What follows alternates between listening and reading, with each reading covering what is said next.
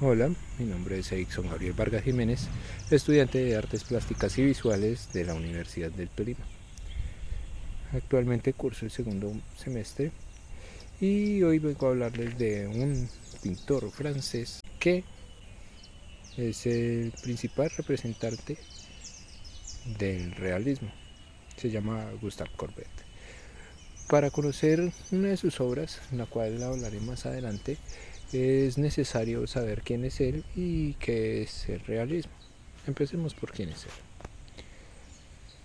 Gustave Courbet, quien es considerado el fundador y máximo representante del realismo, activista republicano, nació en Ornans, un pueblo próximo a Besançon, en Doubs, Francia, cuyo paisaje reflejó en sus cuadros. Fue un gran conocedor de las obras de Marsol, estudió en Besançon, luego en París en 1839. Sus padres deseaban que se hiciera la carrera de Derecho, pero al llegar a París le pareció estudiar arte. En 1840 realizó en el Museo del Louvre sus primeras copias de los grandes maestros de la pintura.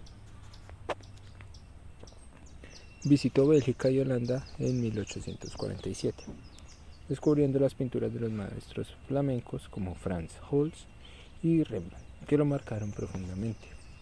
En 1846 planteó con Buchon un manifiesto contra las tendencias románticas y neoclasistas.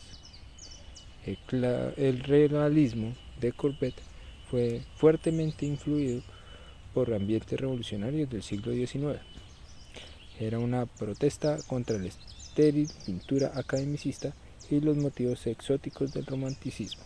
Como él, sus amistades eran contrarias al academicismo artístico y literario. Entre ellas se figuraban Baudelaire, Corot y Damier. A partir de la Revolución de 1848, Courbet fue etiquetado de revolucionario peligroso. En el estudio de Courbet se reunían por esa época notables personalidades como el crítico Jules Comperfoy y poetas Baudelaire, Vanille y Murger, y el pintor Bombin. El filósofo Proudhon, quien dedicó interés humanitario a las pinturas de Courbet, el opúsculo Le Prince de l'Art et sa destination sociale. El grupo de Courbet se desintegró tras el golpe de estado de Luis Napoleón Bonaparte en el año 1852 y el pintor retornó a su tierra natal. En 1855 expuso algunas de sus obras en el Palacio de Artes de la Exposición Universal de París, pero al ver el rechazo del jurado hacia algunos de sus cuadros, decidió inaugurar una exposición individual ubicada en las proximidades del Campo de Marte, a la que bautizó con el nombre Pabellón del Realismo. Este iba a convertirse en una de las primeras muestras de autonomía e independencia artística del siglo, abriendo una vía para iniciativas de difusión gestionadas por los propios artistas. Entre las obras que exhibió en dicho lugar cabe mencionar el taller del pintor, en el que retrataba a todas las personas que habían ejercido influencia en su vida. Tuvo fama arrogante y efectivista. Afirmaba que si dejo de escandalizar, dejo de existir. Algunos le achacaban el que provocaba escándalos solo para entretener a las clases bien pensantes y que en realidad su arte mantenía fiel cierta exquisitez formal. Sin embargo, otras voces como Delacroix lamentaban que Courbet malgastara su habilidad al elegir temas sin un contenido elevado, que muchos detalles eran innecesarios. Fue uno de los artistas más influyentes en Francia del momento. A pesar de las polémicas en las que se vio envuelto, le otorgó la medalla de la Legión de Honor, pero la rechazó. Afirmaba que quería morir como hombre libre sin depender de ningún poder ni religión.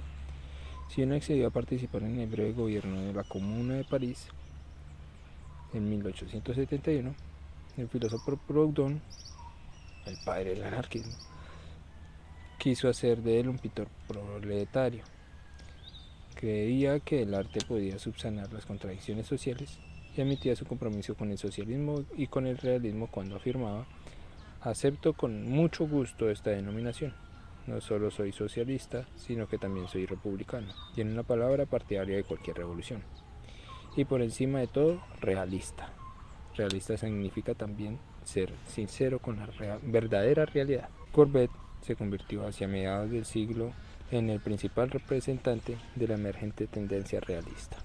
Durante la Comuna se le encargó la administración de los museos de París. Tras caer el gobierno revolucionario, fue acusado de la destrucción de la columna Vendôme dedicada a Napoleón Bonaparte.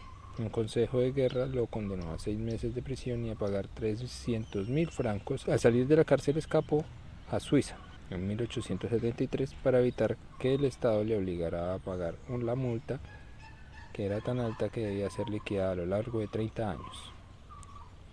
Él murió en La Tour-de-Pelisse, en la localidad próxima a Vevey, víctima de una cirrosis producida por el consumo abusivo de alcohol. Ya una vez contado su contexto histórico y algo de su biografía, pasamos a posiblemente tratar de examinar uno de sus cuadros más importantes. Este cuadro tiene por nombre Los campesinos de la Frey regresando de la feria. Junto a un entierro de Nornans y los picapiedreros, este fue uno de los 3 grandes ambiciosos cuadros de la vida local, que provocaron tanto furor crítico en el Salón de 1850-1851.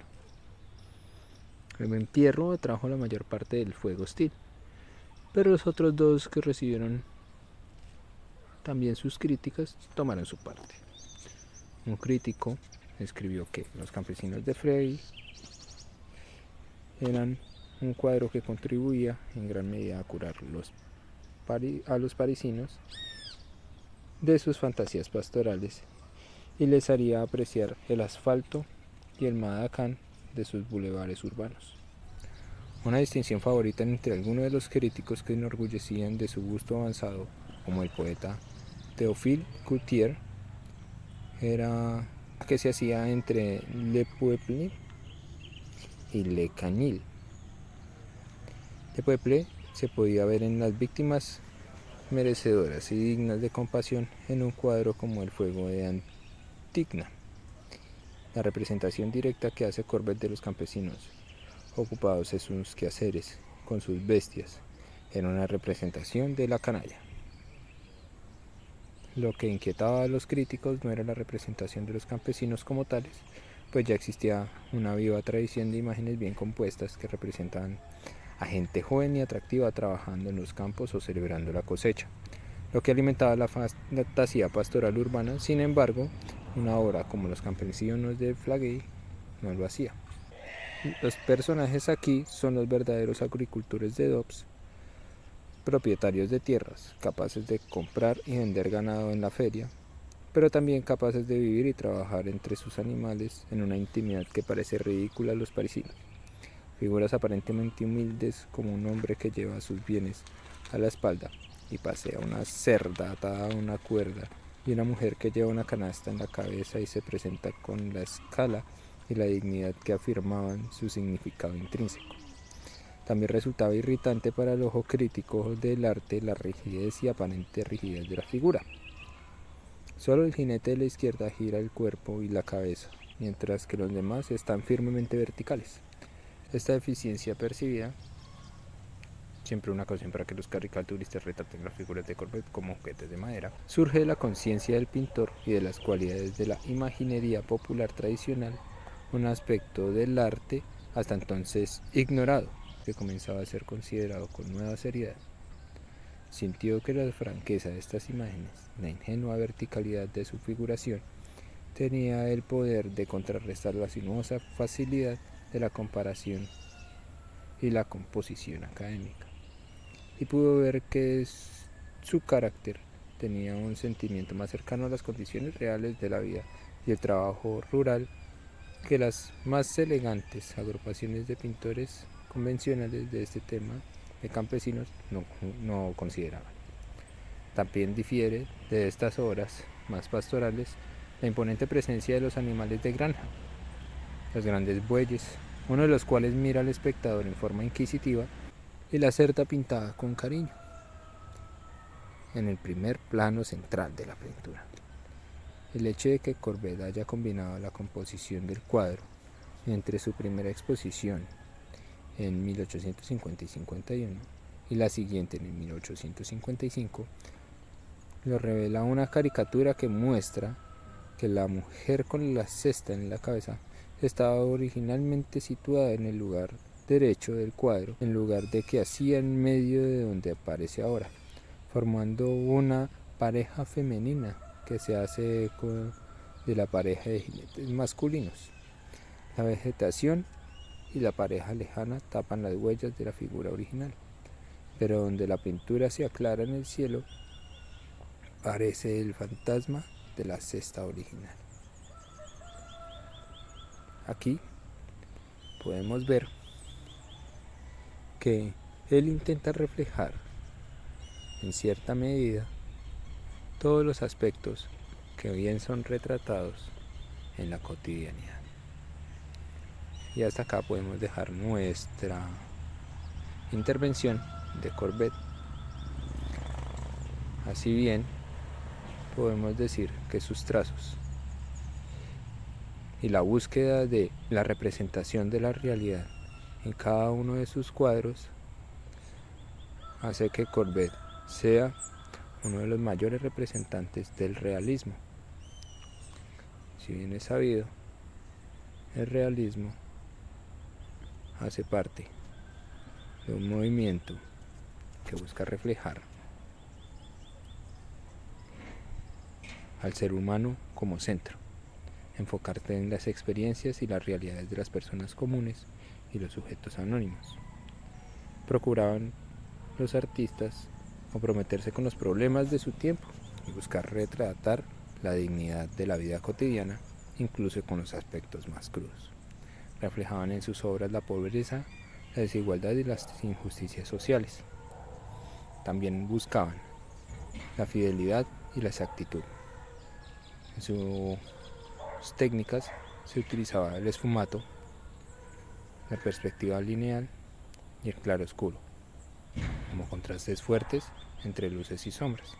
Tanto las pinturas como esculturas procuraban captar detalles minuciosos. En el caso de Courbet, en sus pinturas, reflejaba la crudeza y la temática social, en las cuales representaban la pobreza, la miseria, la explotación laboral, las desigualdades sociales de la época, en forma crítica y de denuncia, con la intención de promover cambios sociales. Y bien así, podemos decir que al alejarse del motivo del romanticismo, el arte realista se centró en los asuntos y costumbres locales, que coincidió además con el surgimiento de numerosos movimientos nacionalistas de la Europa del siglo XIX. La búsqueda de objetividad caracterizó a la pintura realista y se intensificó en el naturalismo y se sentó las bases para el surgimiento posterior del impresionismo.